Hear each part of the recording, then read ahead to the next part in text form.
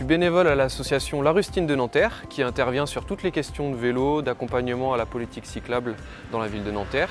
Et aujourd'hui, je vais vous présenter la borne qui se trouve devant la Maison de la Musique de Nanterre, juste derrière les jardins des anciennes mairies.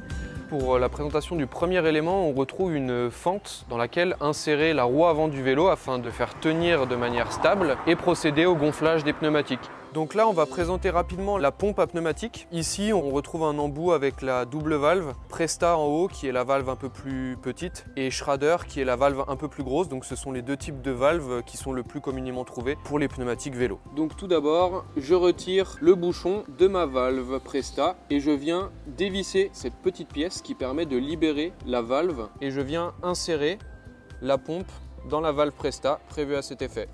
Et une fois que l'embout est bien inséré, on relève le levier pour bloquer la valve.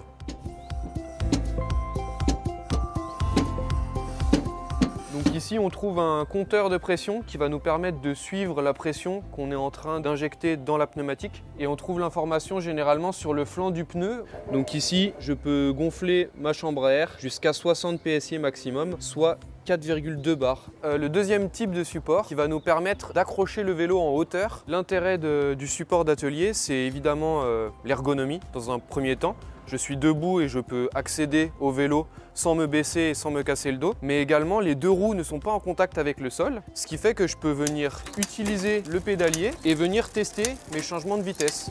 Et donc aujourd'hui, on va changer le patin de frein à partir de la clé Allen qui est sur ce support. Donc on a les tailles standards de 4 à 6 pour le vélo et on a également des tailles un peu plus importantes pour par exemple venir visser la potence ou des écrous un peu plus gros. On vient juste desserrer cette visserie au niveau du patin de frein de sorte à venir pouvoir le retirer et le remplacer par un patin de frein neuf qu'on aura acheté au préalable.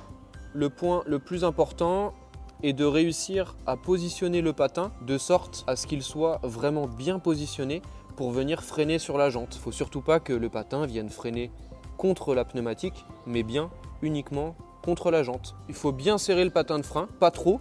Il ne faut jamais forcer sur la visserie, mais de sorte à ce que le patin soit bien positionné. Et donc c'est parti pour un petit inventaire des outils qui sont à disposition. Donc tout d'abord, on retrouve des démonte pneus. Ensuite, on a ici deux tournevis. Donc le tournevis cruciforme et le tournevis plat. Donc les tournevis sont des outils pratiques qui peuvent permettre de faire office de chasse-goupille, mais permettent également de venir régler le dérailleur avant et arrière. Ensuite, nous avons une série de clés plates. Donc des clés plates de petite taille pour venir serrer des écrous de petite taille et une clé plate un peu plus grosse, notamment pour venir régler les pédales.